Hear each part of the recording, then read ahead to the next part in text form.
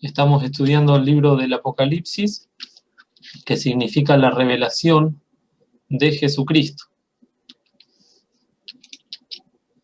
Bienaventurado el que lee, los que oyen las palabras de esta profecía y guardan las cosas en ella escritas, porque el tiempo está cerca.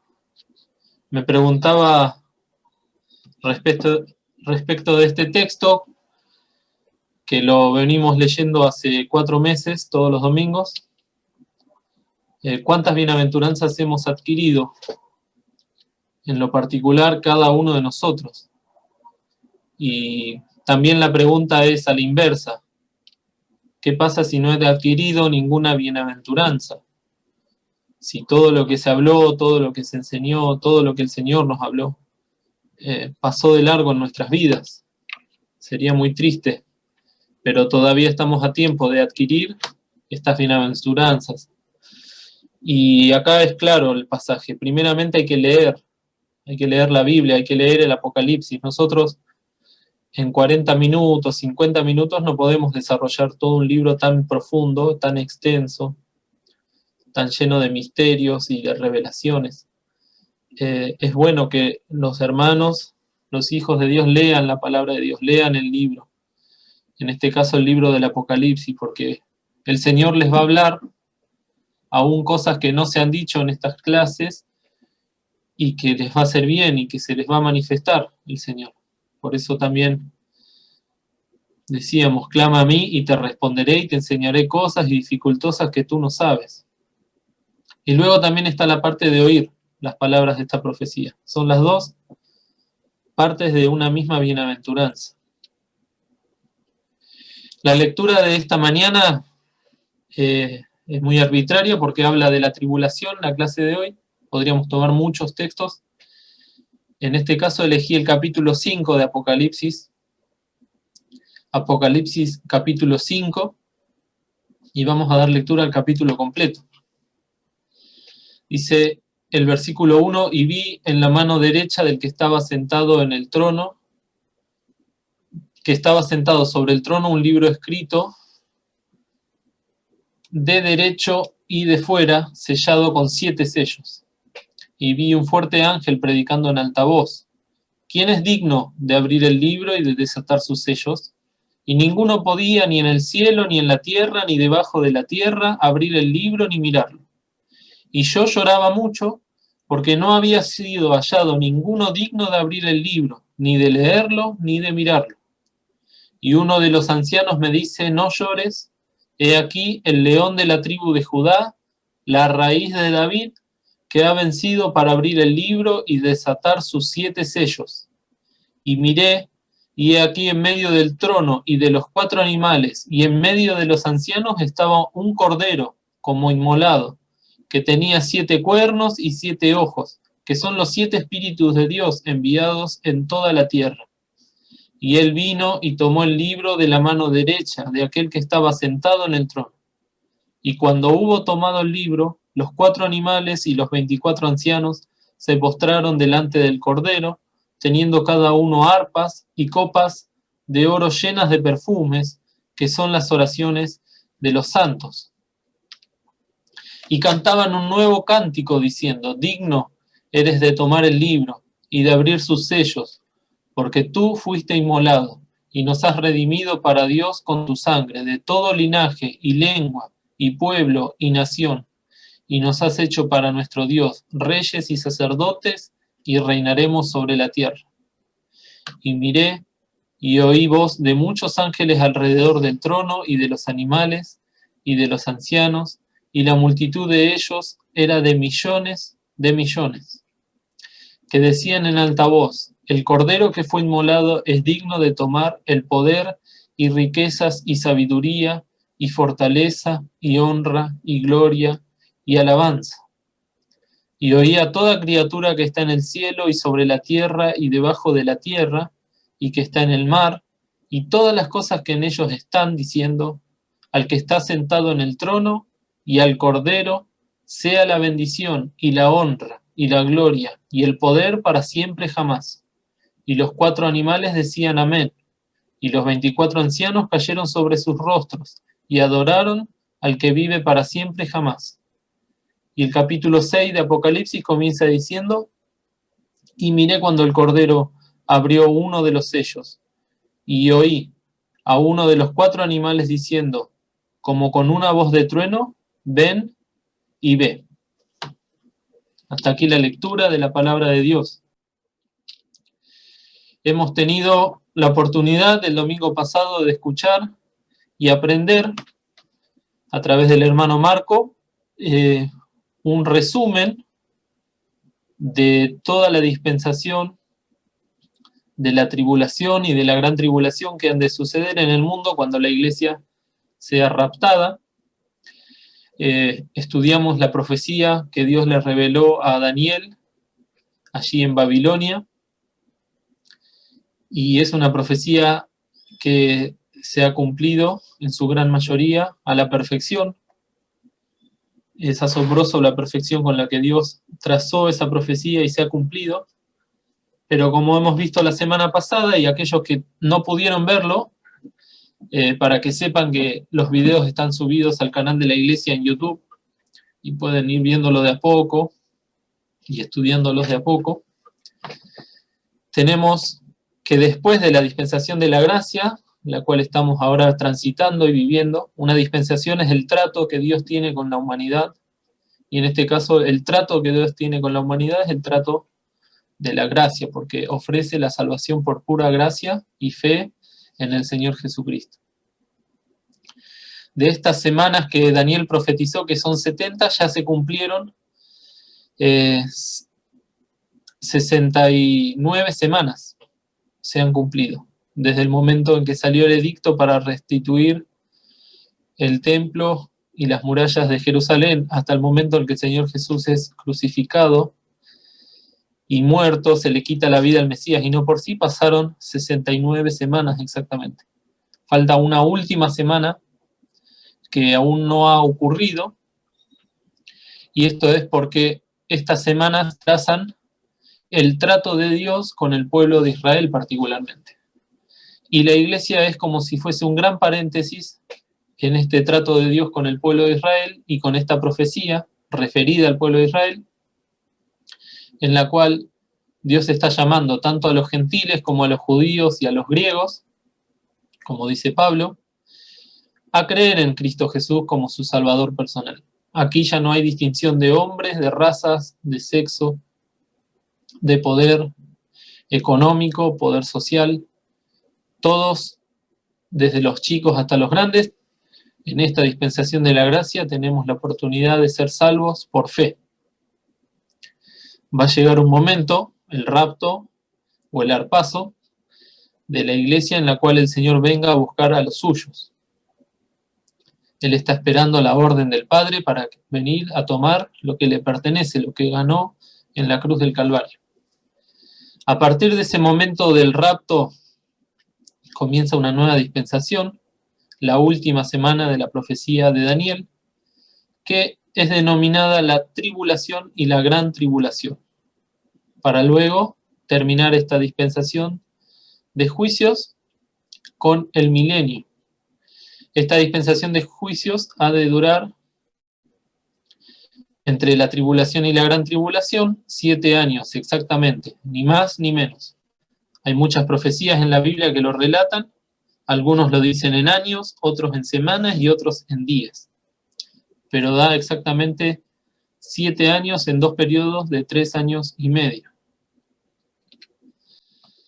Tenemos este mapa conceptual o línea del tiempo que se ha trazado ya en las últimas clases, que nos ayuda a ubicarnos.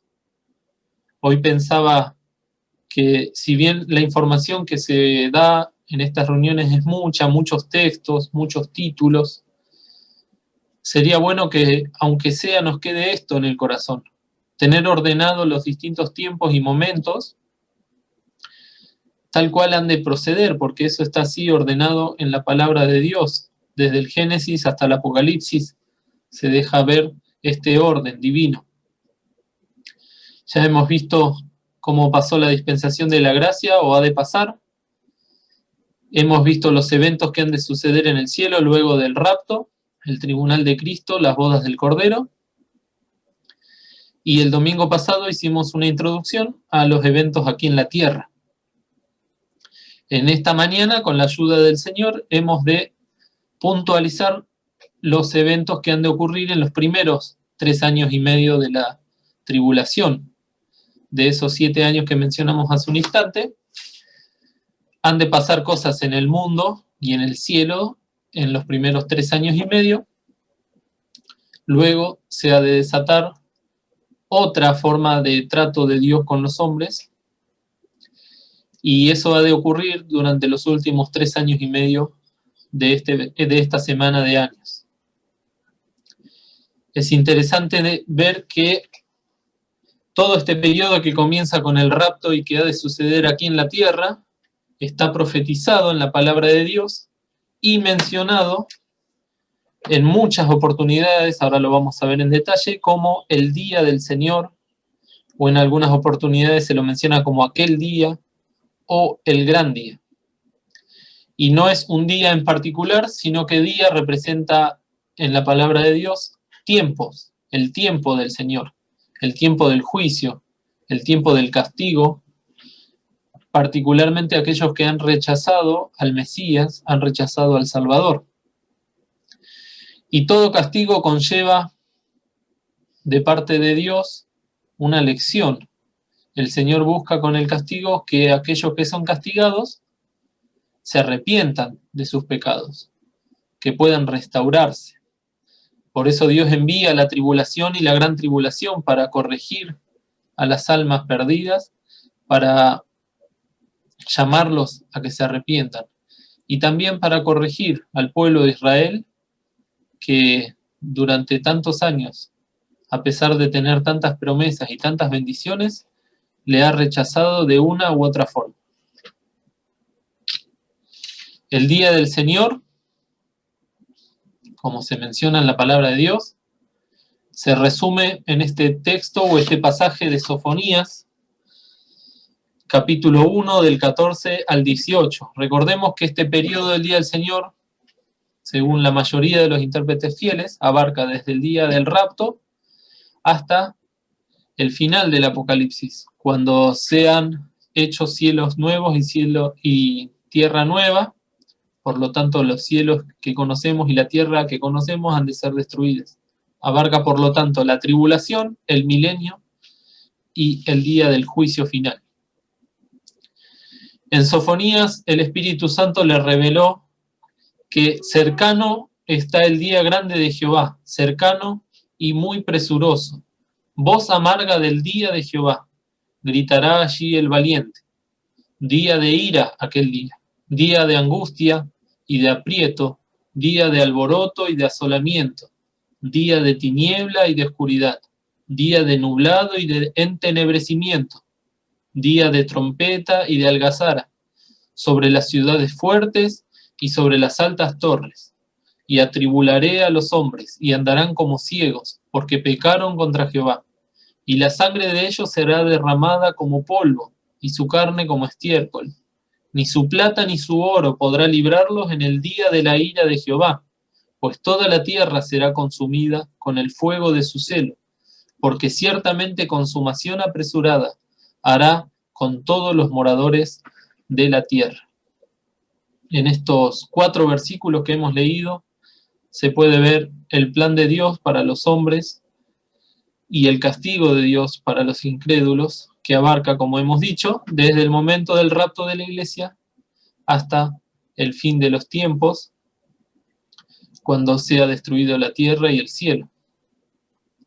Esta palabra día del Señor o día de Jehová es muy significativa y aparece muchas veces en el Antiguo Testamento, tanto es así que los hermanos que estudiaron estos temas en más detalle y más profundidad lo rastrearon hasta unas 75 veces solamente en el Antiguo Testamento. Y vamos a dejar acá, para cuando se lea después en las casas, algunos pasajes del Antiguo y del Nuevo Testamento que nos hablan de este periodo conocido como el Día del Señor.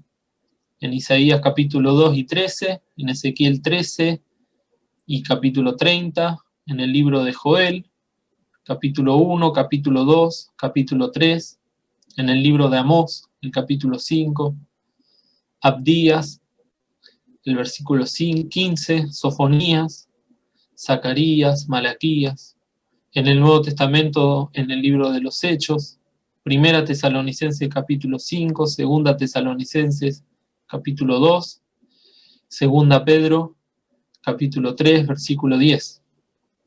Por cuestiones de tiempo no vamos a detenernos en estos textos, pero es bueno que sepamos, yo personalmente no era consciente de que haya tanta revelación de Dios acerca de estos juicios que han de acontecer en la tierra.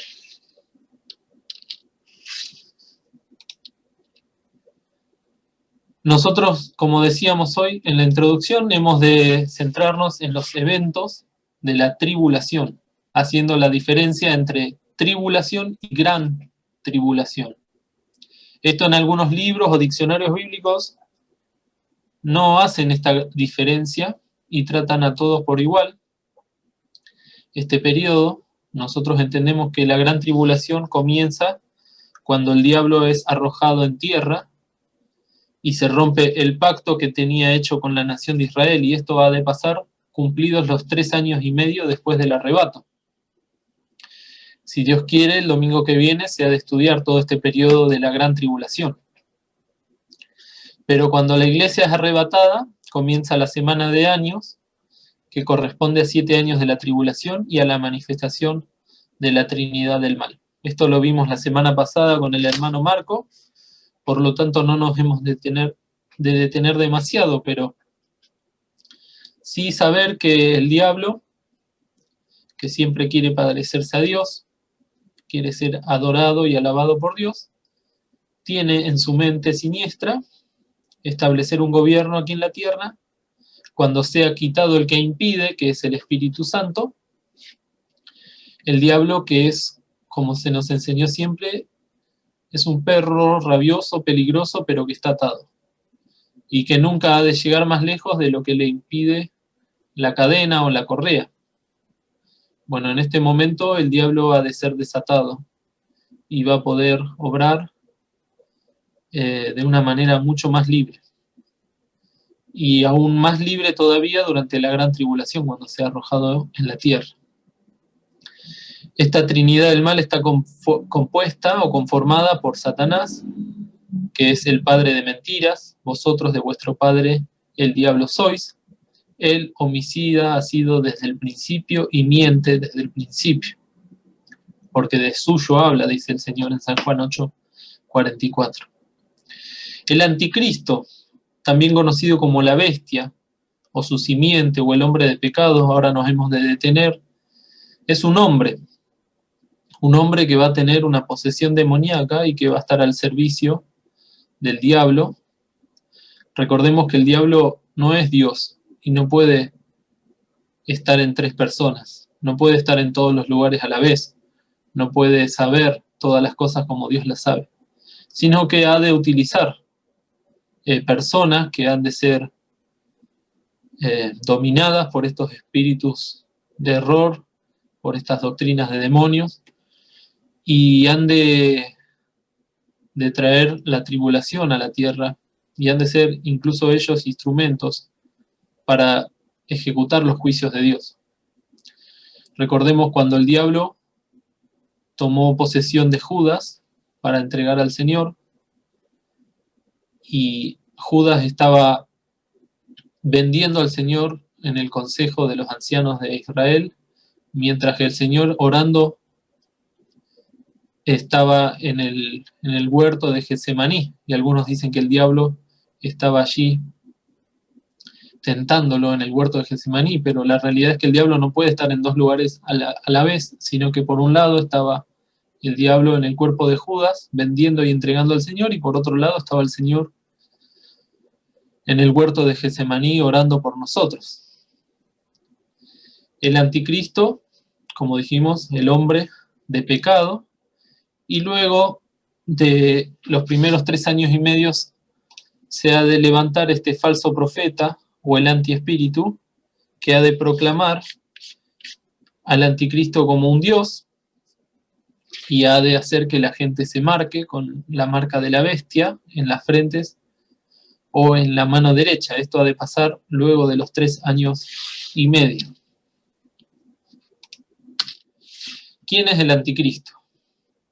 En Daniel, que hemos leído la semana pasada muchos pasajes, tenemos en los versículos 26 y 27 que dicen: y el pueblo de un príncipe que ha de venir destruirá a la ciudad y el santuario.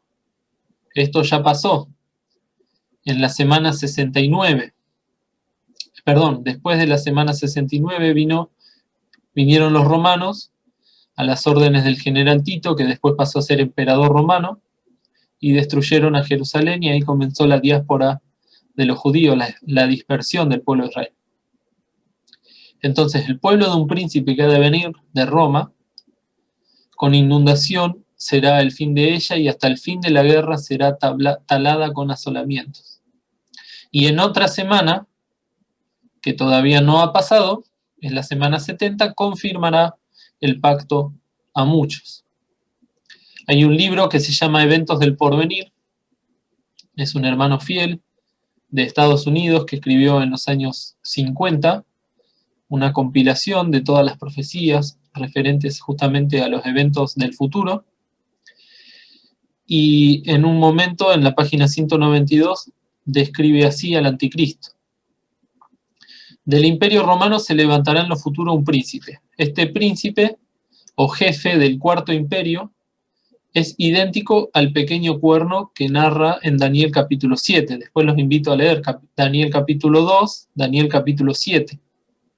Este príncipe debe identificarse además con el rey altivo de rostro y entendido en dudas, de Daniel 8, con el rey que hará su voluntad, Daniel capítulo 11, con el hombre de pecado de 2 Tesalonicenses capítulo 2, y con la bestia que sube del mar, que se narra en Apocalipsis capítulo 13.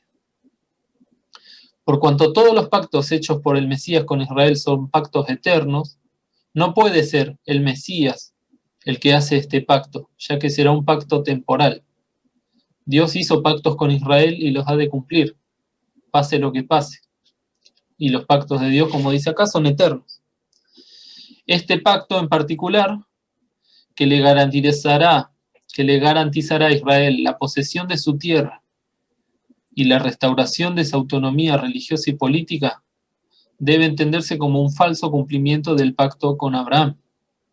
Recordemos que Israel ahora está rodeado por naciones árabes y enemigos que van desde China hasta Rusia, y no tienen el templo y no tienen la libertad todavía de levantar ese templo que tanto ansían. Lo hemos visto cuando vimos las señales de los tiempos. Va a llegar un momento que va a haber un pacto político y religioso que les va a permitir levantar el templo y restituir la nación como ellos desean, como no se restituyó desde los tiempos de Salomón. Pero este pacto engañará a muchos en Israel, haciéndoles creer que este hombre de pecado es Dios. Y la proclamación de este falso pacto será la que indicará el comienzo de la 70ª semana. Esto nosotros no lo vamos a ver, pero sí estamos viendo cómo se está gestando este pacto, esta paz, que va a ser una paz falsa. Quizás el anticristo ya nació, ya es un hombre, y si el Señor nos viene a buscar en el día de hoy, mañana o esta tarde ya se firmará ese pacto de paz, ese falso pacto de paz entre la nación de Israel y el anticristo. Por eso tenemos que conocer cómo ha de ser este futuro príncipe. En la Biblia se lo define de muchas maneras y con muchos pasajes podemos conocerlo.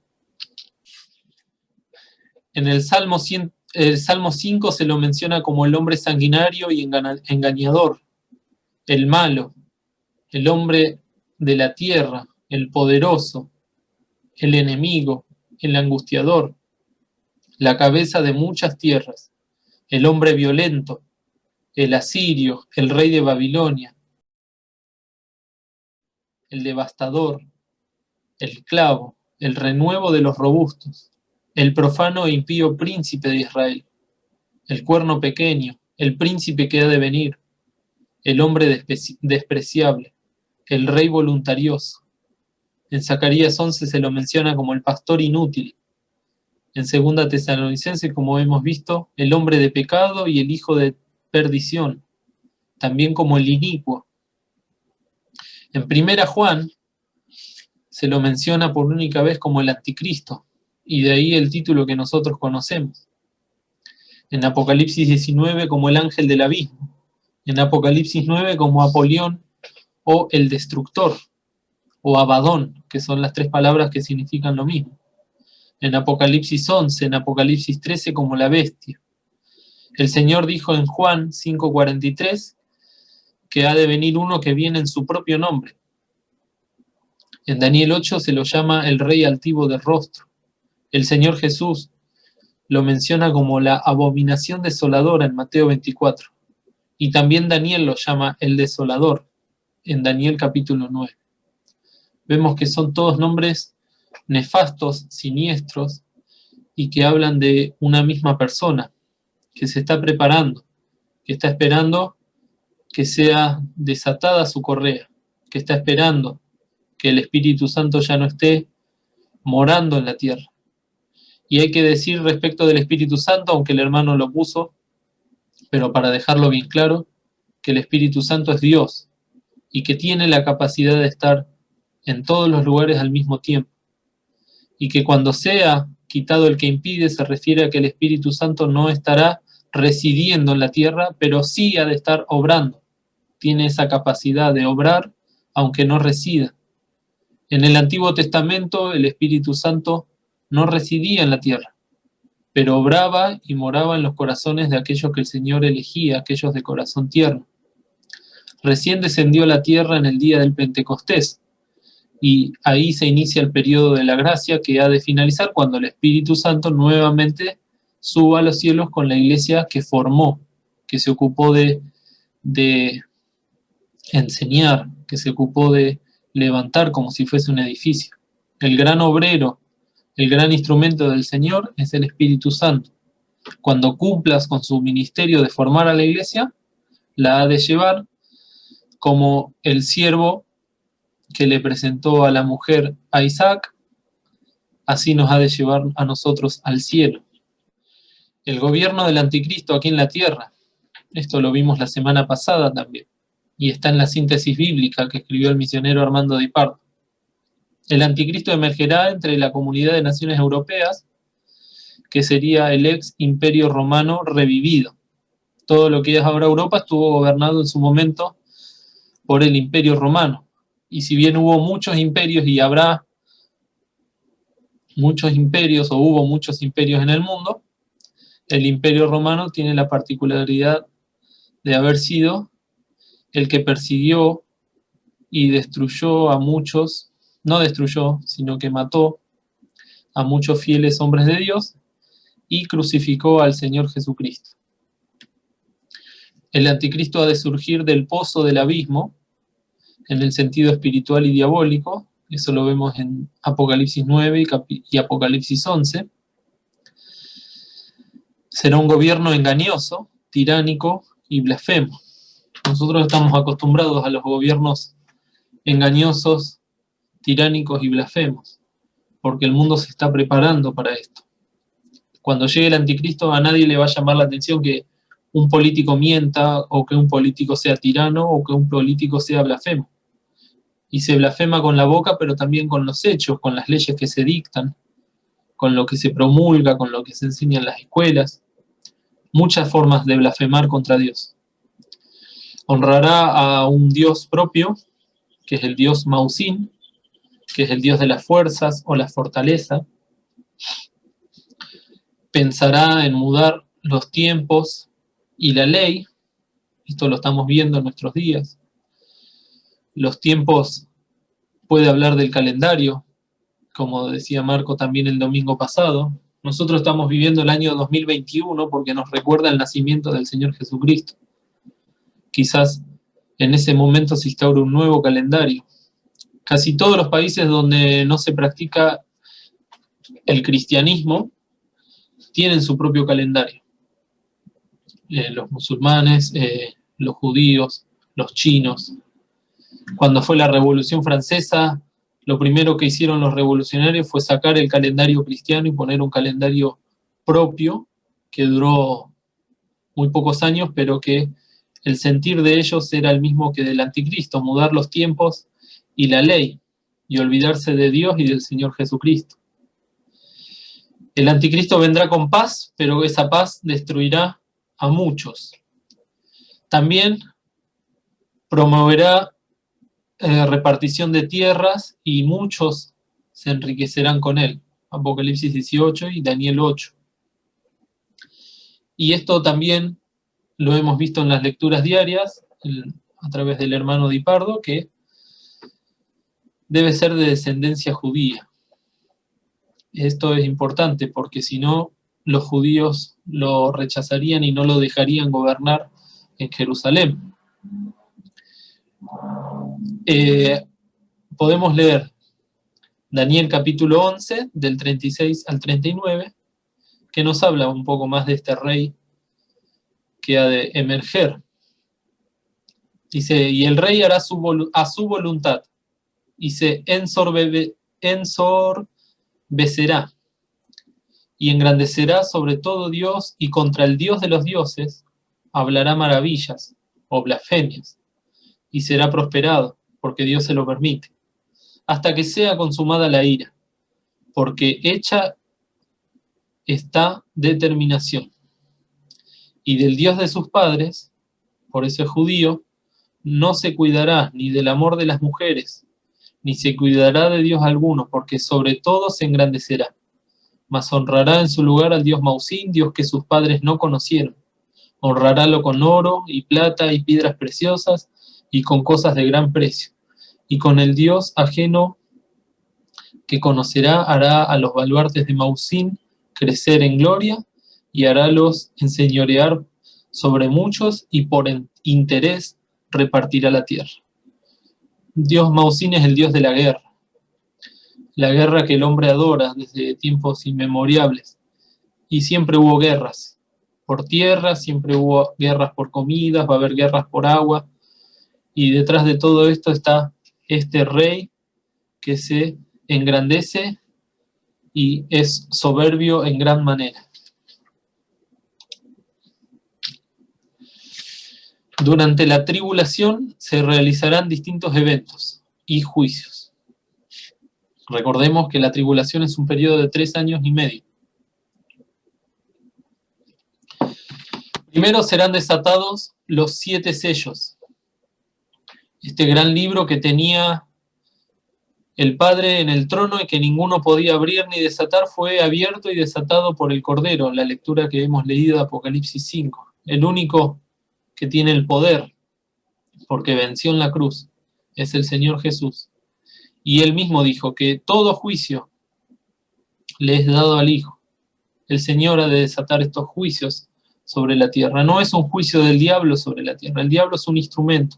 El anticristo es un instrumento. El juicio es de Dios. La condenación es para los incrédulos. Pero también, lo hemos de ver más adelante, la redención, la misericordia y la verdad siempre van a estar presentes. Hemos dicho, el anticristo hará un pacto con la nación de Israel. Hemos hecho concierto con la muerte, dice en Isaías 28. Y cuando venga el turbión, pasará de largo. Eso es lo que espera Israel, que no les pase nada. Pero también hará un pacto con la iglesia ecuménica, esa iglesia de la que hemos estado hablando también cuando decíamos las señales de los tiempos. Una iglesia que tiene nombre que está viva y está muerta, una iglesia que cree que es del Cristo, pero que no lo es, porque Cristo está afuera. Una iglesia soberbia que piensa que no necesita nada y que es rico y que está enriquecido. Así es con todos aquellos que en este momento piensan que son salvos, porque van a una iglesia, pero que no tienen a Cristo Jesús en su corazón, que creen pero que no son convertidos. Son convencidos y entonces están engañados por su propio corazón y por el diablo, pensando que son salvos. El Señor llama en esta época de gracia a todos aquellos que no han tenido una verdadera experiencia con Cristo de salvación, que la tengan. Estamos en el periodo y la dispensación de la gracia.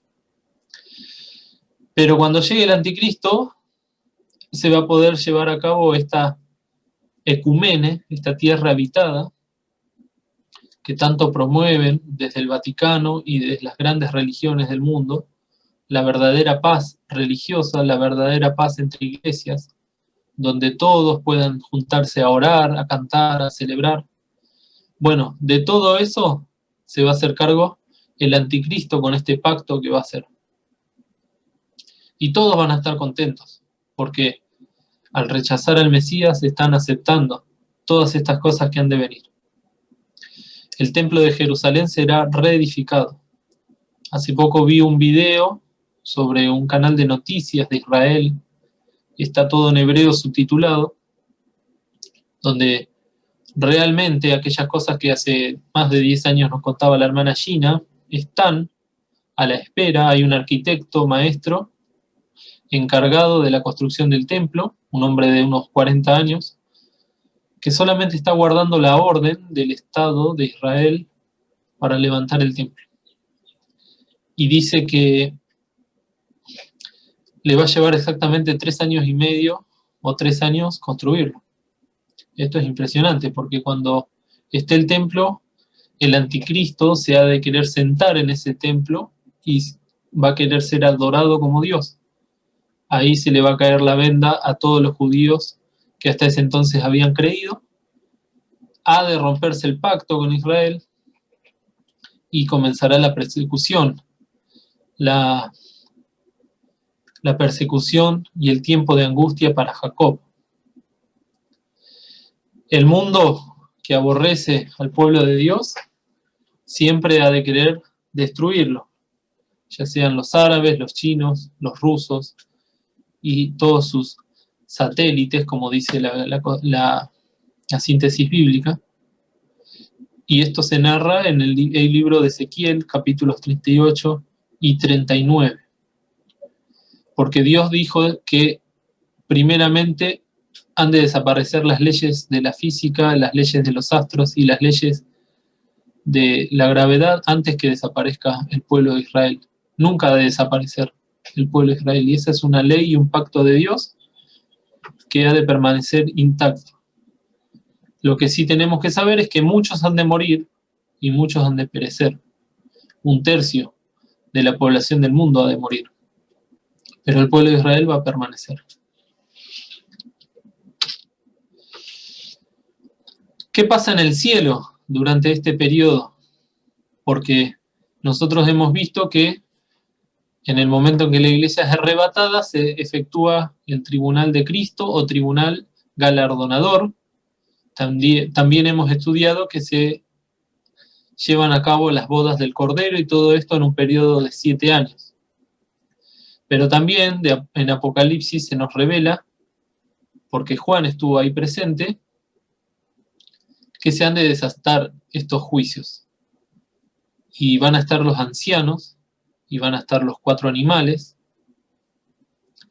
Y todo esto nos enseña que durante estos 7 años también se van a llevar a cabo todas estas cosas que hemos leído, de Apocalipsis 4, 5, 6, 7, etc.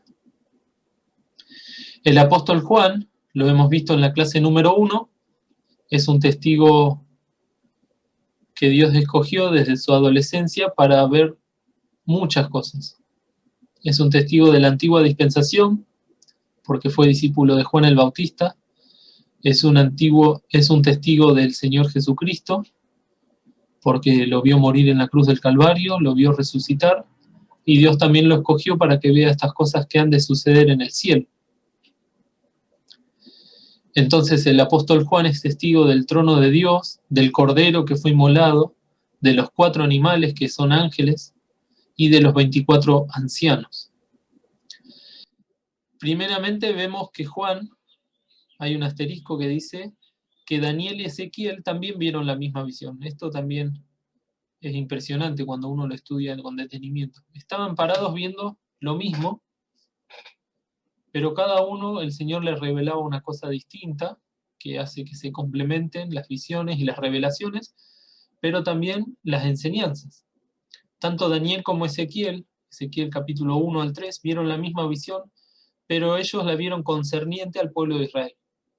Juan y el profeta Isaías, en el capítulo 6, cuando también es llevado delante del trono, y puede ver el heme aquí, envíame a mí,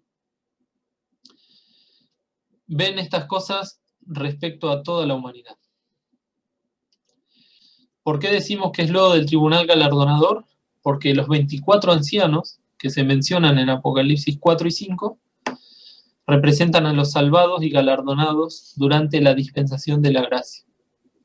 Son aquellas coronas que vimos que el Señor ha de dar a aquellos que aman su venida, a aquellos que han dado su vida, a aquellos que predican el Evangelio. Todas coronas. Y estos 24 ancianos representan a toda la dispensación de la gracia y a todos aquellos que hemos recibido o hemos de recibir coronas. Y termina el capítulo 4 diciendo que han de ser arrojadas a los pies del Señor, porque Él es digno de toda alabanza, de toda la gloria y de todo el poder. Estos 24 ancianos tienen un poder, tienen un lugar preponderante en el cielo, porque la Biblia nos dice que están sentados en sillas delante del trono de Dios. Y esta palabra sillas también se puede traducir como tronos pequeños. Recordemos que el Señor nos prometió a través del apóstol Pedro que hemos de ser reyes y sacerdotes, y lo hemos leído también en el libro de Apocalipsis capítulo 1, Apocalipsis capítulo 5. Estas bendiciones son solo para aquellos que hemos creído en Cristo Jesús como nuestro Salvador, reyes y sacerdotes. Y cuando el rey David ordenó el culto en Israel y ordenó el culto en el templo, determinó que haya 24 sacerdotes, 24 ancianos que tenían que ocuparse del culto por turnos. Y lo que pasa en el cielo no es figura de lo que pasó aquí en la tierra, sino que es al revés, exactamente al revés.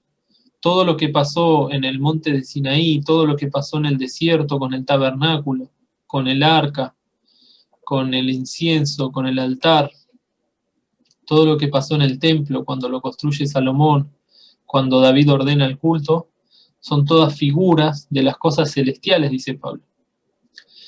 Entonces, lo que Juan ve en el cielo, en esta visión a la cual es llevada, es la realidad. Y que lo que nosotros tenemos en la palabra de Dios en el Antiguo Testamento es una imagen de esa realidad. Es una representación de lo que Juan vio en los cielos y de lo que nosotros hemos de ver en los cielos. En este periodo de 7 años, y luego también en el milenio, se dan juicios a la humanidad que rechazó al Salvador, y estos juicios se darán de manera sucesiva. Cada juicio desatado aumenta en severidad a medida que se pasa de una serie a otra. Primero se desatan 7 sellos de este libro, y cada sello trae un juicio o una tribulación. Luego de los 7 sellos se desatan, o se tocan, mejor dicho, las 7 trompetas, ejecutadas por distintos ángeles. Luego de las 7 trompetas se derraman 7 copas de la ira de Dios.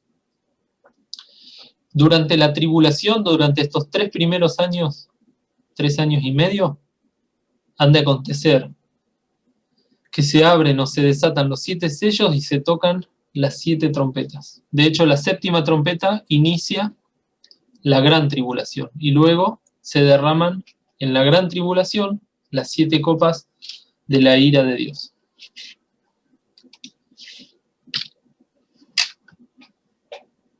No tenemos mucho tiempo para detenernos en cada uno de los sellos, pero me llamó la atención y los comparto porque está en el libro este que les mencioné de Eventos del Porvenir, un paralelismo, así como había un paralelismo entre Mateo 13 y las parábolas con las distintas iglesias y la dispensación de la gracia. En el sermón profético del Señor en Mateo 24 y 25 se puede trazar cada uno de los sellos, o la mayoría de los sellos. El primer sello que se desata en Apocalipsis 6.2 dice: y miré y he aquí un caballo blanco y el que estaba sentado encima de él tenía un arco y le fue dada una corona y salió victorioso para que también venciese. Y el Señor en Mateo 24 decía: porque vendrán muchos en mi nombre diciendo yo soy el Cristo, y a muchos se engañarán. Este primer sello es el anticristo y su gobierno, y son un juicio en sí mismo. Es el movimiento de paz de parte de los hombres a medida que buscan establecer la paz sobre la tierra. Vean las noticias. Se está deseando cada vez más la paz, como dijimos. El pacto de la bestia con Israel y el resto del mundo para alcanzar la paz. Ahí se desata el primer sello. Quizás después lo vamos a ver, pero no va a parecer como que se desató un sello. Por lo menos para el mundo que esté acá va a ser algo más, que pasa, una noticia más. Pero en los cielos, Juan está viendo cómo se desata el primer sello. El segundo sello es un caballo bermejo, un caballo rojo, y el que estaba sentado sobre él fue dado el poder de quitar la paz de la tierra y que se maten unos a otros, y fuele dada una grande espada. Los jinetes del Apocalipsis que tanta representación tienen son sellos y juicios de Dios. El Señor dijo en Mateo 24: y oiréis guerras y rumores de guerra, porque se levantará nación contra nación, reino contra reino. Y si bien estas son señales de los tiempos, en ese momento se ha de desatar el sello. Y va a haber una remoción de la paz en la tierra. Y guerras van a envolver la tierra. El tercer sello: y miré y aquí un caballo negro, y el que estaba sentado encima de él tenía un peso en su mano, una balanza, 2 libras de trigo por un denario, y 6 libras de cebada por un denario.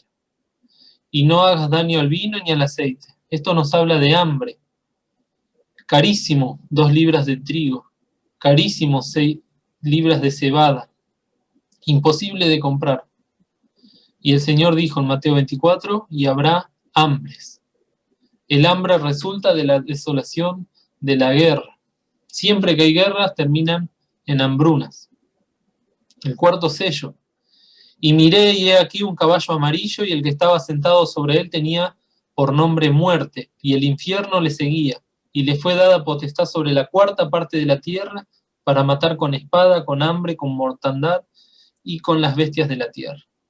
El Señor dijo: y habrá pestilencias y terremotos. Prefigura la muerte que sigue cuando se manifieste el fracaso de los hombres en establecer la paz. El quinto sello: y vi debajo del altar las almas de los que habían sido muertos por la palabra de Dios y por el testimonio que ellos tenían, y clamaban en alta voz diciendo: ¿hasta cuándo, Señor santo y verdadero, no juzgas y vengas nuestra muerte de los que moran en la tierra? El Señor revela que serán entregados para ser afligidos, y os matarán, y seréis aborrecidos de todas las gentes por causa de mi nombre. Muchos han de creer en el Señor Jesús en este periodo, y tendrán que dar su vida. Revela el hecho de la muerte entre los santos de Dios por causa de su fe y de su vehemente clamor por la venganza. El sexto sello: y miré cuando abrió el sexto sello, y aquí fue hecho un gran terremoto, y el sol se puso negro como un saco de cilicio, y la luna se puso toda como sangre, y las estrellas del cielo cayeron sobre la tierra, como la higuera echa sus higos cuando es movida de gran viento, y el cielo se apartó como un libro que es envuelto, y todo monte y las islas fueron movidas de sus lugares. ¿Qué dice el Señor en Mateo 24, 29? Y luego, después de la aflicción de aquellos días, el sol se oscurecerá, y la luna no dará su lumbre, y las estrellas caerán del cielo, y las virtudes de los cielos serán conmovidas. Y esto es, tanto literalmente puede llegar a ocurrir así, y nosotros creemos que la palabra de Dios tiene esas dos interpretaciones, la literal, porque todas las profecías del Antiguo Testamento, o la mayoría, se han cumplido de manera literal, pero también representan distintas cosas. Y en este caso, todo este sacudón que va a haber en la tierra del sexto sello, lo dice en otras palabras el hermano Pentecos en su libro, pero yo puse anarquía generalizada, el mundo entero sacudido. Y me acordaba de la reunión que escuchamos de la hermana Gina también, hablando de los fundamentos que son destruidos. En ese momento ya no va a haber ley, ya no va a haber gobiernos estables. En las profecías de Daniel habla de los gobiernos de tierra mezclados con hierro. Y eso el hermano Armando Di Pardo en el libro de Introducción Bíblica menciona, que son gobiernos democráticos débiles y dictaduras, y gobiernos democráticos débiles y dictaduras, y que va a llegar un momento, cuando se desate el sexto sello, que ya no va a haber gobiernos en la tierra, sino que va a haber un desgobierno generalizado. Como les decía hace un rato, cada uno de estos sellos que se fueron desatando en el cielo serán tomados por los incrédulos como algo fortuito, algo inherente a los cambios climáticos. Que los cambios climáticos son reales, pero que no se relacionan con los sellos desatados en ese momento. Por eso se va preparando todo, para que la gente ni siquiera crea que Dios está haciendo y obrando esas cosas. Van a apuntar al cambio climático, al calentamiento global y a muchas otras cosas, menos a la obra de Dios.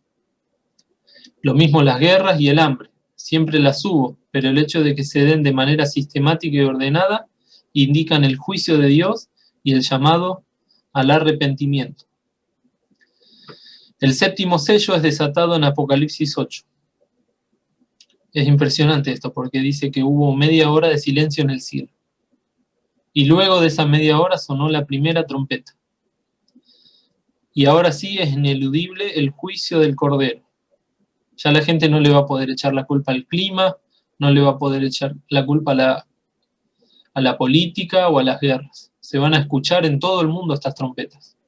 La gente va a saber que el juicio es de Dios.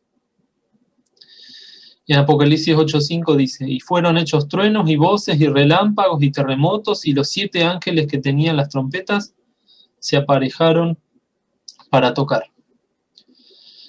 Queridos, queda todavía ver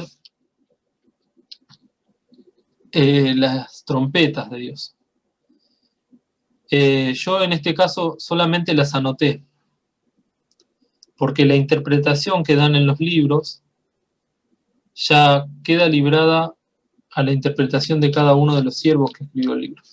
Y sobre cada trompeta he encontrado una interpretación diferente. Lo que nosotros tenemos que decir es que siempre las trompetas se utilizaron para apercibirse, para estar preparados, para estar atentos. Así como la iglesia ha de escuchar la trompeta, porque será tocada la trompeta y hemos de ser llevados a los cielos, también han de sonar estas trompetas para que la humanidad escuche. Y no olvidemos nunca que Dios es amor y quiere advertir y salvar a todos cuantos quieran creer en su Hijo. Ese es el propósito principal de las trompetas. Hay 7 trompetas, después lo pueden leer en Apocalipsis 8 y 9. La séptima trompeta, el tercer ay, porque hay 3 ay. La quinta, la sexta y la séptima trompeta son un ay de dolor. Dan inicio a la gran tribulación. Dios es amor, dijimos, y Dios quiere que el hombre se salve, que todos procedan al arrepentimiento. Pero el corazón del hombre corrompido se manifiesta en este versículo, capítulo 9, versículo 20. Y los otros hombres que no fueron muertos con estas plagas aún no se arrepintieron de las obras de sus manos, para que no adorasen a los demonios y a las imágenes de oro y de plata y de metal y de piedra y de madera, las cuales no pueden ver, ni oír, ni andar. Y no se arrepintieron de sus homicidios, ni de sus hechicerías, ni de su fornicación, ni de sus hurtos. Ahí está el corazón del hombre. Acá no tiene nada que ver el diablo. El diablo es un instrumento de juicio, pero el hombre toma la decisión en su corazón. Echarle la culpa al diablo es como echarle la culpa a la astrología, es como echarle la culpa a nuestros padres, es como echarle la culpa al gobierno. Cada uno tiene una decisión delante de Dios y esa decisión es propia, es personal y es eterna. Y Dios siempre llama al hombre a que se arrepienta. ¿Ha de salvarse la gente durante la tribulación? Por supuesto que sí. Durante toda esta semana 70 de Daniel es un periodo de preparación para la venida del Rey. Dios está preparando a su pueblo Israel y está preparando al mundo para el milenio. El Evangelio del Reino, Mateo 24:14, que hace necesario el arrepentimiento, será predicado y habrá recepción de este mensaje. Dios hará uso de diferentes medios para conducir a Israel y a los gentiles a la salvación. La palabra de Dios, la Biblia, estará disponible para que crean en Cristo como su Salvador. Muchos de los judíos y de los gentiles que hoy, en la dispensación de la gracia, rechazan a Cristo, predicarán el Evangelio, dando sus vidas. Se cumplirá el Salmo 116:10. Creí, por tanto hablé. Incluso habrá 144.000 israelitas que no aceptarán en ningún momento de los 7 años al anticristo, ni a su falso profeta, y ellos serán marcados con la señal de Dios en sus frentes. Estos 144.000 israelitas predicarán el Evangelio, ya en la tribulación.